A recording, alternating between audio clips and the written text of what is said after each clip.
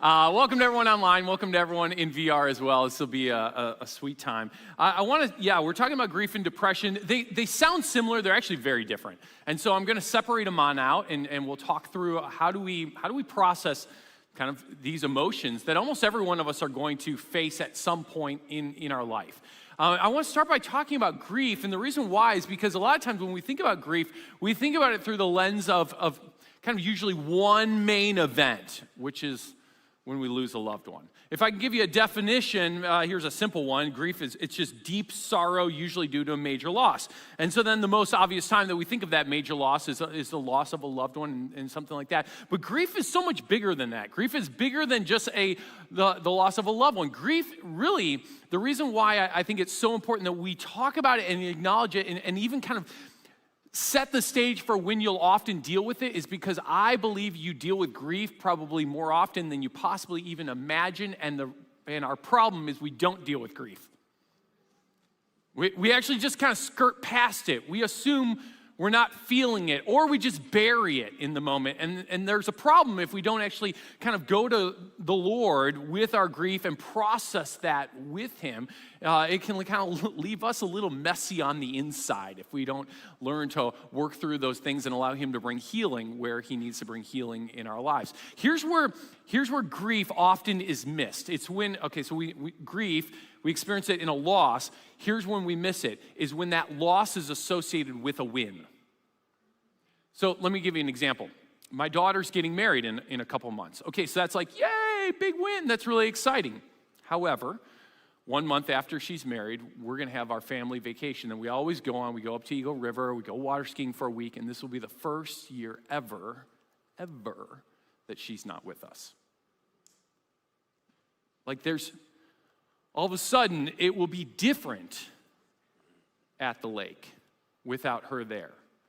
And so while it's like, yay, oh, this sucks.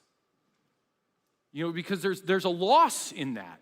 It's when you get a new job and you're like, yay, I got a new job. But then I'm not going to see all those coworkers that I really loved at my last job. Maybe didn't like the job, but I loved the people, right? And now you're like, it's like a real loss. It's when you move into a new house and you're like, yeah, I love our new house. But it's just heartbreaking when you have to paint over that door frame where you measured all your kids' heights. And there's something like you want to rip that door frame literally out of the house and bring it with you, right? Because there's like real loss in leaving.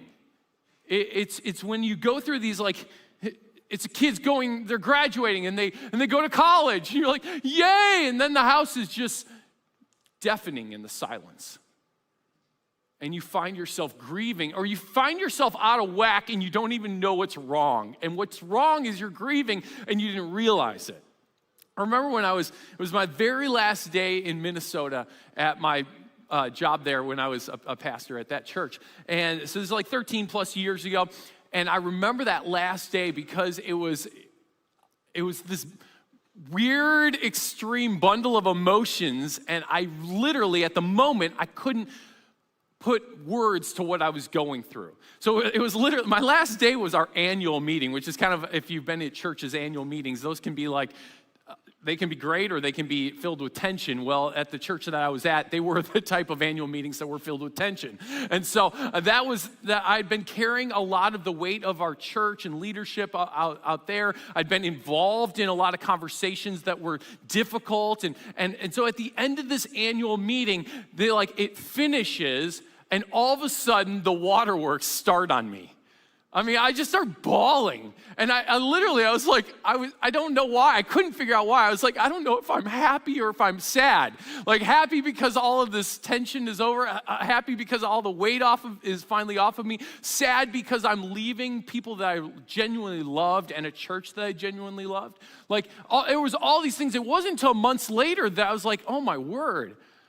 I was grieving, but in the moment, I was like, what's wrong with me? I felt a little bit like the Grinch, and when he's like, I don't know what's going on in me, when his heart is, growing in love. But in my time, I felt like my heart was falling apart, and I couldn't put words to it. And what I was going through was I was grieving.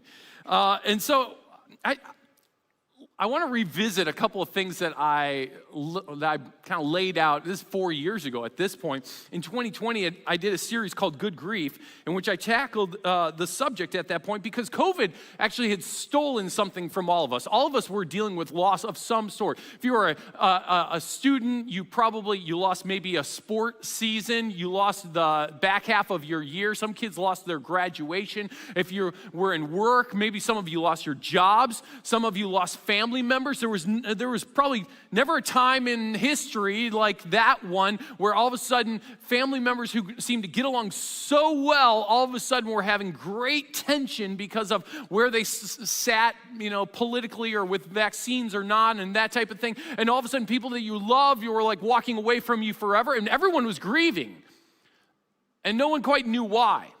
And so I kind of went through, here's the 5 stages, clinical stages of grief, but also where we see them actually lived out all throughout Scripture. I would encourage you to go back and listen to that series, but it was called Good Grief. But let me just kind of walk through the 5 stages really fast because they're reality. It usually starts with denial, kind of this thing that I'm facing, it can't really be happening. Then it goes to anger, which is I'm just frustrated with this thing that I'm facing. To bargaining, is there any way out of this thing that I'm facing? To depression, I'm really sad about this thing that I'm facing. To acceptance, which is now I'm mourning it. I'm facing the reality and I've mourned this thing that I'm facing. The amazing thing in Scripture is that we've got Jesus as a model for us, and Jesus he doesn't run from grief, which is fascinating because he's God. He even experiences it. In fact, there's this verse in Scripture, probably all of you have quoted it at some point when someone's like, do you have any verses in Scripture memorized? You're like, yeah, one. Jesus wept, right? Jesus wept. Now, what's so interesting with this little 2-word verse in Scripture, Jesus wept, is that Jesus doesn't shy away from kind of living in and demonstrating what he felt in his humanity, what he felt, the intense sadness and brokenness over the effects of sin upon humanity and the real losses that we feel. So now here's a question though. What do we do when we're facing, what should we do when we're facing our grief? If I can just give you one really simple thing, it's this. Be honest with God. Just be honest with God. As you go through the stages of grief, and you'll go through the stages, be honest with God. Like, don't try to trick him and be like, oh, I'm not in denial. Like, if you're frustrated or I'm not going through anger, express it. One of the things that I love about Scripture is that you've got all throughout Scripture, you got Bible characters who are being very honest with God, and they're not shamed for their honesty. God doesn't squash them for their honesty. Here's one, Psalm chapter 55. This is King David writing at a time when he's really frustrated, angry, sad, depressed. He says this, my heart is in anguish. This is Psalm 55, verse 4-7. My heart is in anguish within me. The terrors of death have fallen on me. Fear and trembling have beset me. Horror has overwhelmed me. I said, now listen to his response. Oh, that I had the wings of a dove. I'd fly away and be at rest. I would flee far away and stay in the desert. I would hurry to my place of shelter, far from the tempest storm. You know, what was he saying there? I'm miserable and I want to run away, right? I don't want to have to face this. He's like Jenny in Forrest Gump. Make me a bird. I can fly far away, far, far, far away, right? He doesn't want to deal with this. Have you ever felt that way? Yeah. And you're like, if I could just not have to deal with this. If I could encourage you, it would be this. Start finding comfort in this. And it's what God is up to always in our grief. Psalm 34, verse 18, this is what it says. It says, the Lord is close to the brokenhearted, and he saves those who are crushed in spirit. Isn't that interesting? I mean, it's that's heavy language. Crushed in spirit, brokenhearted, he's close. Listen, the Lord, what's he up to? He is actually leaning into your situation. So often what happens is in our grief, we feel like everyone else is leaning away. God is leaning in. He's close. If I could encourage you as a friend, what do we do for a friend when they're experiencing grief? It's really simple. Be with them. Proverbs 17:17 says this, a friend loves at all times. Not just a friend loves when life is happy and joyful and fun. All times, a brother is born for adversity. A friend is going to be there in the difficult times. Listen, if you have a friend who's grieving, I know that you might go, I don't quite know what to say. You don't have to say it right. All you have to do is bring your presence alongside them, and that is right. Be there with them in the middle of what they're facing. Love them in the middle of what they're going through. I love what Scott Hosey, he wrote in kind of his online comments about the book of Job. And Job is actually a pretty depressing book of the Bible, where Job has lost like everything in life, and his friends are, honestly, they're just sitting with him. That's what they're doing. Some of them are giving really bad advice, by the way. There's one friend who gives some good advice, but most of them are giving bad advice, but they're sitting there with them. And he says this, he says, when you're faced with a brother or sister who's suffering, the best thing that you might be able to do is acknowledge the pain, admit that you don't have an answer either, then sit quietly on the ash heap to wait with your suffering friend for God to put in an appearance. He's close to the brokenhearted. That's sometimes the kindest and most compassionate thing anyone can offer. If I could encourage you, I want to encourage you to, here's some resources. I'm going to pop up some pictures. You can pull out your phones and take some pictures of some books. I often feel like there's just books that should be on your bookshelf, okay? For the day that you need it, okay? And here's 3 that I would just say, they should just probably live on your bookshelf, okay? For the day that you need it. Here's, I know a couple of these authors, and I've spoken with them about these stories and their books. But the first one's Robert Boo. He's the pastor, actually, of Wheaton Bible Church. He was down in Wheaton, Illinois. He wrote this book, When the Bottom Drops Out, Finding Grace in the Depths of Disappointment. He wrote it after his wife died of cancer, but what's really interesting about it is my dad actually talked about this book as being one of the most critical things that helped lead him through his emotional processes after he sold his business, after owning a business for many, many years. Because what happens in the middle of transition is you grieve and you don't realize it. And so my dad actually pointed to this book as a great one. Just once again, dealing with grief in the middle of transition. Here's another one, Ed Dobson's book. I love this one, Seeing Through the Fog, Hope When Your World Falls Apart. Ed was a pastor of a large church out in Michigan. He wrote this while dying of Lou Gehrig's disease, kind of losing his faculties.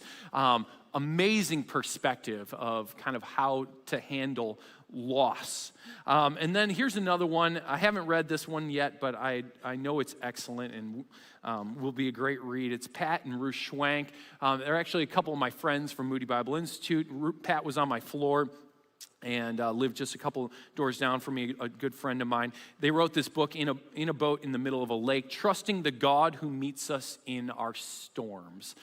They wrote it after 5 miscarriages and while Pat was battling cancer. In which case, actually, my buddy, he just passed away last month. And so, but I know the truths within this are so, they're rich. And it's just, once again, it's just good resources. They should live on your bookshelf for the day that you need it, or you need to come alongside someone who's facing it. Now, I want to shift over to depression, okay? Isn't this great? Aren't you so glad you're here today? Let's talk about depression. Here's a definition of depression: complete and extreme hopelessness and despair. Yay. The Bible actually mentions depression. Here's a verse, Proverbs 12:25. It says, this anxiety in the heart of man causes depression, but a good word makes it glad. It's pretty accurate. It's right. The heart is consumed with anxious thoughts, anxiety. And that just can lead to this place of depression. A good place to start is a good word. It makes it glad. One of the things I love about the Bible, I just love it, is the Bible does not sugarcoat biblical characters' emotions and feelings. Are you aware that if you've ever struggled with depression, or you have a family member or a friend who does, if you've ever faced it yourself, you're just not alone at all? Some well-known characters in the Bible were depressed. Moses was depressed. King David was depressed. Job was depressed. A lot of the psalmists were depressed. The prophet Elijah was depressed. Jonah was depressed. And the list could go on and on of guys who were depressed. And what I want to do is, because this series is about winning the war within, it's about the mental shifts that we can make here that set us up to conquer these things that we face in life, these emotions that we're going to face in life. And so I want to give you 4 shifts in thinking when facing depression, okay? And this is really key, especially if you know someone as well. First thing is this: it's replace hopelessness and heaviness, because that's what it feels. It feels very heavy, with hope and rest. Replace hopelessness and heaviness with hope and rest. Here's what Matthew chapter 11, verse 28 through 30 says. Come to me, all you who are weary and burdened. Some translations say heavy laden, and I will give you rest. Take my yoke upon you and learn from me, for I'm gentle and humble in heart, and you will find rest for your souls. For my yoke is easy and my burden is light. I love that these are Jesus' words, and it's like he's making a declaration to all of humanity about, honestly, how most of us approach life, which is trying to carry everything on our own. And he's like, no, that's just not how my kingdom works at all. And what happens is if you try to carry it all on your own, it will eventually crush you. It'll eventually bring so much anxiety and maybe even depression. But he's like, listen, here's what I love that he doesn't say. He doesn't say, you know what you need to do? Pick yourself up by your bootstraps and just get after it. He doesn't say try harder. He doesn't say just change your attitude to joy. What does he say? Just come to me. Lay it all down, and I'll give you rest. Take what I'm carrying, which is actually it's a burden that's light and easy. That's what I actually want to give you. It's not about striving harder. It's about actually stepping into something that he's actually offering, which is his rest. It's about putting down the weight that's on your shoulders, the heaviness is on your hearts, and placing it into the hands of Jesus. I remember it's probably 20 some years ago, Lisa and I were newly married. We had our twins. That's all we had. We didn't have 9 kids. We had 2 at the time. It's a good number. 2 twins. I was in ministry. We were struggling to make ends meet because Lisa let go of her job to stay at home with the twins.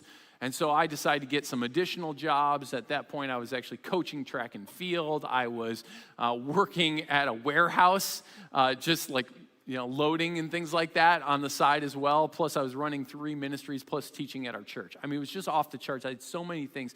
And it was about this time of year. The time of year when it's just kind of cold and dark, and not how it is today, but how it normally is in February and March. And it was at this point where I'd been, honestly, I was experiencing feelings that I'd never experienced before. See, my whole life I've been kind of just the class clown and the happy kid and the joyful and the funny and all that. And all of a sudden, I was feeling just sad all the time, overwhelmed all the time, stuck in my head all the time. And I remember getting to this place where when I said it out loud to my wife, it was just like this bizarre, I just didn't even have words. It was so hard to just say it, where I was like, I think I'm depressed. And that's exactly what I'd been dealing with. And here's what happened. Matthew chapter 11 happened to me for the very first time. It was the most important shift probably at that point. I had been trying to carry all these things, and I don't know if you've ever tried to carry just kind of the weight of the world and be like, God, I don't need you, I got this. Or maybe you're like, God, I do need you, but I still got this. That's where I was at. That's how I've been functioning. And I remember that day I got to a place where I was like, I don't got this. And I had to put it all down at his feet. What's amazing is honestly, this mental shift, it's as simple as a prayer, and yet there's such breakthrough in it. Of just going, God, I don't got this. I refuse to carry. I can't carry this any longer. And I put it all down at the feet of Jesus. I said, I was just kind of embracing this. Come to me, all you who are weary. I was like, that's me, God. And I was going to exchange, and I did. I started to exchange the heaviness and hopelessness that I was feeling for the hope and rest that is found in Christ. Second thing that I would encourage you to do, this is a mental shift, it's replace shame with grace. Replace shame with grace. There's a shame that exists when dealing with depression or feeling depressed. The shame is around the struggle itself. You may feel like you've let God down. And by the way, the enemy is so great at heaping shame upon you while you're feeling completely overwhelmed and depressed in life. The shame sounds a little bit like this. The enemy will say, shame on you for being a burden. Shame on you for getting yourself stuck. Shame on you for not being able to manage your own emotions. Shame on you for not being able to get out of this. And what you have to do is you've got to replace shame, which the enemy is heaping on you, with grace, which is what the Lord is extending to you. It's a mental choice that you have to go, that one's a lie and this is truth and that's not what the Lord is giving me. This is what the Lord is giving me. Enemy's heaping shame. The Lord is actually extending grace. Here's what 2 Corinthians 12, 9 through 10 says. Now this is God speaking to Paul. He says, my grace is sufficient for you. For my power is made perfect in weakness. Now this is Paul's response. Therefore, I will boast all the more gladly about weakness, when I feel weak, when I feel overwhelmed, so that Christ's power may rest on me. For when I am weak, then you, God, are strong. Here's what we have to do. We have to renew our minds with the truth that he's not heaping shame on you when you feel depressed or you feel weak. He's extending grace and strength to you. He goes, hey, come to me, all you who are weary. When you're feeling weak, when you're feeling the shame, take what I actually am giving and extending to you, which is grace. Back to my experience with depression, I remember the hardest part about getting those words out for the very first time to say it to my wife was honestly, it was all around this idea of shame. I felt like I can't tell her that I'm depressed, because I'm supposed to be a spiritual leader of my family. I'm supposed to be helping and guiding and protecting and providing and all of these things that I had once again put on my own shoulders and said, God, I trust you, but I got this. And it was just going, I'm no longer going to embrace what the enemy's been heaping on me, which is shame, and I'm going to experience and receive what God's extending to me, which is grace. And in just saying it, going, I'm not going to feel the shame that goes with saying it out loud, because that's from the enemy. Next two mind shifts. We see him in this prophet by the name of Elijah. And let me just kind of set up a little bit of the context. Elijah is this prophet in the Old Testament. He's living in a time period where King Ahab is the one who's ruling over the region at the time, has conquered the Israelites, and they've all been exiled at this point. And Elijah, just like the previous day, actually, had finally had this amazing showdown between Ahab and his wife, Jezebel, and all of her false prophets. So it's 1,000 false prophets on Mount Carmel. They have this amazing showdown. He basically says, all right, here's the showdown. We're going to build 2 altars. We're going to pray to our gods, and whichever God pours down fire from heaven, that'll be the one true God, and everyone will worship him. So the prophets of Baal all go first. There's like 1,000 of them. They're praying all day long. Nothing's happening. Elijah finally calls it off. He says, all right, my turn. He prays to God, and God pours down fire from heaven, consumes the altar, licks up all the water around the moat that they had actually poured all this water on top of this thing. In that moment, everyone goes, oh, Elijah's God. The God of the Bible. He's the one true God. And so they actually captured these 1,000 false prophets, have them all killed. Well, this really ticks off Jezebel, the king's wife, and she threatens Elijah's life. She says, I'm going to make you like one of my prophets by this time tomorrow, meaning I'm going to have your head within 24 hours. That idea, that lie, or that concept, like seeds a lie in Elijah. And he goes running for his life, and within one day, He's completely depressed. And this is where we pick up the story. 1 Kings chapter 19, verse 4. He came to a broom bush. He sat down under it and prayed that he might die. I've had enough, Lord. He said, take my life. I'm no better than my ancestors. Have you ever felt this way in life where you're like, God, I'm just ready to tap out. I'm okay if you take me home right now. This is where he's at. He's depressed. He's basically suicidal, and he's going, I'm ready to tap out. Take me out of this world. Notice how the Lord responds to him, though, in verse 9. The Lord said to him, what are you doing here, Elijah? Elijah replied, listen, God, I've served the Lord God Almighty, but the people of Israel have broken their covenant with you. They've torn down your altars, killed every one of your prophets, and I'm the only one left, and now they're trying to kill me too. Now, this is such an interesting statement because in it, there's a couple lies buried in it. I'm going to get to it in a minute, but here's how the enemy often still works. He sells us on what I call a lie sandwich. And you eat it all the time. Here's how the enemy's lie sandwiches always work. He surrounds the lie with circumstantial experiences of what you're going through that are true. So in this, there's 5 statements that are made in that verse. He goes, the people have broken your covenant. That was true. They've broken down your altars. That is true. All your prophets are dead. Lie. I'm the only one left. Lie. Now they're trying to kill me as well. True. So you've got circumstantial experiences or that are on the outside that are true. Always in the middle will be the lie, and the lie will always attack your identity or who you are at the core. Always. So the enemy has no problem speaking the truth around what you're facing in life. You just lost your job. You've got a bill coming up. That might be sandwiched truths, and you are useless. Attack on you as identity and your person in the middle. And that's exactly what happens here, where he goes, here's the circumstances of truth. And right in the middle, he plants this lie. You are all alone. And Elijah buys it.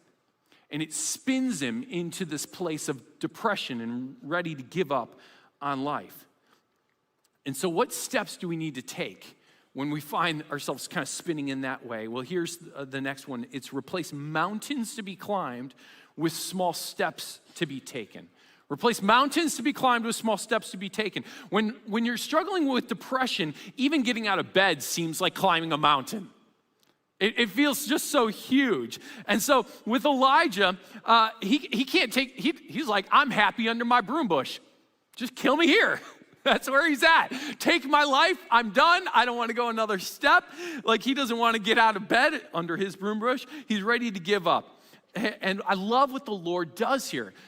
The Lord doesn't say to Elijah, no, I want you to go take on another 1,000 false prophets. You want to know what the Lord does? He's so kind.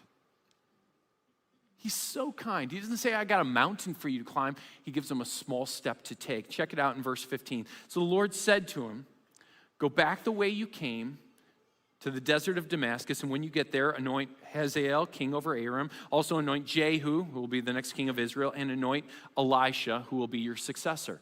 So notice what he does. He goes, he doesn't say, hey, I want you to take on the whole nation all over again. He basically says, hey, go back that way and anoint 3 people. 2 simple steps, that's all. And actually the Lord in his kindness recognizes Elijah's emotional state. Doesn't say, I want you to climb a mountain. Instead, he goes, here's just a couple small steps that I want you to take. And here's the deal. If you're struggling with depression or you have a friend who is, help them set small goals. Like, do these 3 things. Let's get out of bed, brush your teeth, and change your clothes. And if you can get those done, then we'll talk about like doing the dishwasher or something like that. But like start with real small, simple steps, because otherwise it feels just too big, too much that you got to conquer. But replace the mountains to be climbed with small steps to be taken, because that's about all they can handle at that moment. Final one is this: replace loneliness with community. Replace loneliness with community. Back to Elijah as our example. The enemy wants him to feel like he's completely isolated and all alone, and he does. He feels like he says, I'm the only one left, and he thinks he's completely alone. If you're struggling with depression, you often feel that way. No one else gets what I'm going through, and I am completely alone in my emotions. And yet, I really don't believe that's true. It wasn't true for Elijah. Notice what it says in 1 Kings 19, verse 18. This is the Lord's response back to him. He says, listen, I've reserved 7,000 in Israel, all whose knees have not bowed to Baal and whose mouths have not kissed him. Meaning, Elijah, I know you feel like you're completely alone, but I got 7,000 others who are actually tracking with you in life, who get you. And the point is, he wasn't alone. And you might feel completely alone, but you're not alone in your journey as well. In fact, if you feel like, man, I'm struggling in my headspace, maybe mental health feels just off, I actually want to invite you to, we've got an M-Health group, meets Tuesdays right here at the church at 6:30. And here's why. You're not alone. You're not alone. So if you feel like no one else gets what I'm wrestling through, no, we do. There's others here who are like, we get exactly what you're going through. And we need to not isolate, but actually be in community. Let me give you a few do's and don'ts as I get ready to land the plane here. A couple do's and don'ts. Don't share cliche, uplifting sayings with your friend who might be struggling with depression, okay? It'll probably just frustrate them more. Instead, let them know that you're thinking about them. If you're going to share something with them, share a verse with them. Don't overwhelm them with invites to go out. I know you're like, you just got to get out of the house. Listen, getting out of the house just freaks them out right now. So don't do that. Instead, offer to go on over and sit with them, okay? Don't try to compare your time of depression with what they're going through. Instead, be there, listen to them, and let them kind of go through their process. And if I can just add two really quick additions, it's this. Listen, ongoing therapy, it's good and it can be a lifesaver. Having someone on the outside who can help you process what's going on on the inside is huge and it's helpful. And then second, I believe medication is okay. Like, we live in a fallen world and people have very real chemical imbalances. Doctors are a gift from the Lord to help discern where chemical imbalances may exist and how to medically kind of bring balance there. I want to end by just sharing a moment that my wife and I and my family, we've had to walk through. It's a handful of years ago. And not a handful, it's 2 years ago maybe. My son, who was at college, he came home, and if you know my son, my oldest, he's a brilliant musician. He's such a gifted songwriter. And he comes home and he goes, Dad, Mom, I want to share some of my songs with you that I've written this semester. I was like, awesome, this will be great. And he starts to sing these songs that he's written.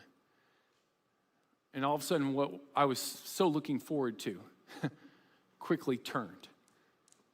And I have permission, he said, I could share this with you. Actually, he re-recorded this for us just the other day. I want to play just a portion of one of those songs for you. Go ahead and play it. Do you see how much happier they are when you are gone? And how your absence helps them get along, and how each little movement serves to prove you wrong. Can't you see that they'd be happier if you're gone?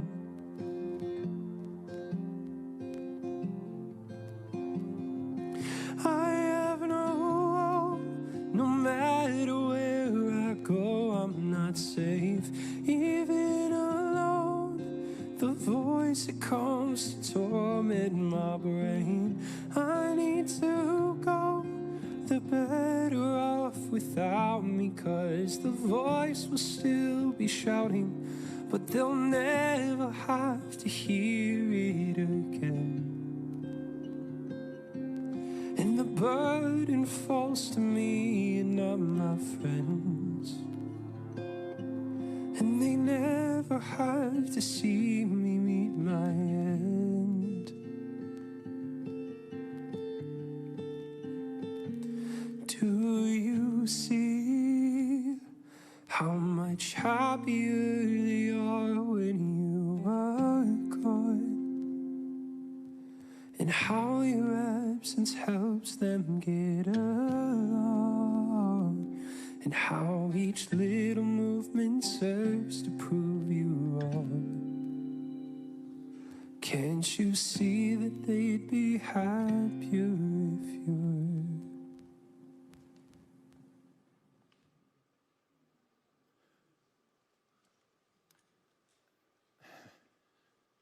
When my wife and I are sitting there with just tears streaming down our face, just going, is this how you feel? And he's like, yeah. There's a lot of things I learned in that time. One, how I didn't really even understand how my son thought in life. I didn't understand mental health to the extent that I do now. I also understood that you can write something beautiful that I hate. And I told him that. I was like, that's the most beautiful, horrible song I've ever heard. And then, of course, we walked through that's not truth. And here's the deal. There's a difference between true to you and truth. See, and the reason why I'm actually okay with him even singing that song today is because it captures a moment in time that expresses what was true to him in that moment. And we can kind of differentiate what was true in that moment with what is truth. And it's not truth, but it was true to him in the moment. And here's the deal. Here's why I play it for you today. Is because for some of you, you'd be like, that's horrible. Why would you declare that? Why would you say that? And here's why. It's because it's a real emotion that most of us have felt. And if you feel like that emotion is not allowed in this place, you've bought a lie. Like if there's ever a place where that emotion should feel like you can walk in safely, it's here, because it's the only place where Jesus can encounter it and do something about it. Like this is the place where all of this can be encountered safely and dealt with rightly, where the truth of Jesus Christ can come upon emotions that were true to him but not truth, and start bringing healing and restoration and hope. And if you've ever felt that, listen, this is actually the best place to be. And the cross of Jesus Christ is not afraid if that's what you're wrestling through. The cross of Jesus Christ is there for you in the midst of it. Jesus runs to you if this is what you're emotionally processing. He's not running from you. Grace is being extended to you. Shame is not being heaped on you. God is so kind to us even when we're facing some of these difficulties. I want to end actually by going to invite the worship team on out, and they're going to play a song that I heard on the radio just a couple months ago, and it's just such a sweet song. It's written by Need to Breathe, and it's this song called Fall on Me, and it's written from this perspective of, can I actually fall on him? And then there's actually some lyrics where it shifts the perspective from God inviting us to fall on him. And I really, what I want to do is I just want to, as we end here, this is not a stand up and sing along. This is just you come to your Heavenly Father. And if you've been carrying a weight upon your shoulders, maybe during this next song, you'll just put it down. If you've been carrying grief, maybe you'll take it to him. If you've been struggling with depression, now's the time to fall on him. So worship team, why don't you just come and sing, and we'll do some business with the Lord.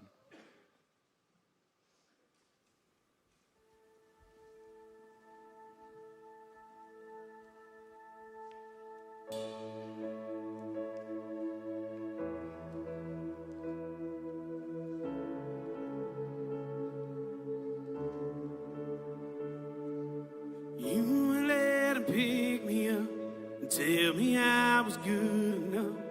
Doesn't matter what I've done, you pull me closer. The highs and lows and in between, you're the one who's there for me. When I hurt and when I bleed, you make it better. it better. You will always be. You will always be one that I could call the safest place to fall for me when I can't stand.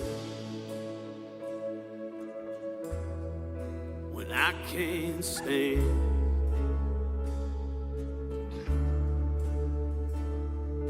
You always find the best in me. Time is hiding underneath every insecurity. You make it better. I can leave them at the door. You never need me to be more who I am if I am yours, and I am yours now. I am yours now. You will always be. You will always be the one that I could call the safest place to fall for me. You will always be. You will always be the one that I could call the safest place to fall for me when I can't stand. When you feel a little lost now, don't remember who you are now. You can run into my arms. You can fall on me. I ain't never gonna leave you, so don't keep another secret. You put tears on a weakness. You can fall on me. When you feel a little lost now, don't remember who you are now. You can run into my arms. You can fall on me. I ain't never gonna leave you, so don't keep another secret. All your tears on a weakness. You can fall, you will always be. You will always be the one that I could call the safest place to fall for me. You will always be.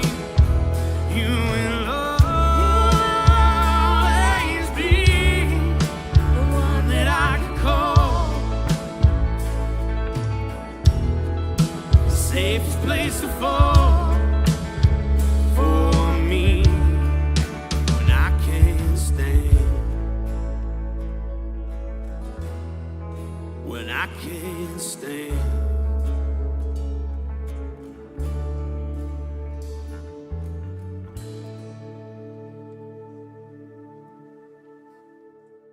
Y'all stand with me, and I just want to read a final verse over you. It's Revelation chapter 21.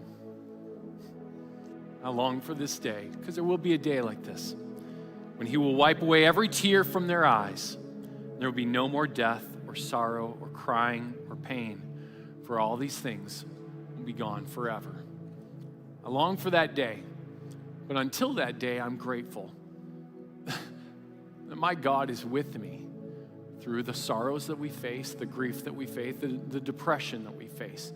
He'll never leave us nor forsake us.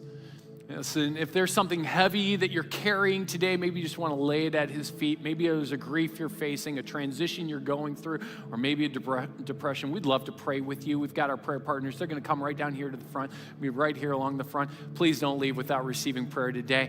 If you're online or in VR, same thing. Share it with someone and have them pray for you today. Be blessed.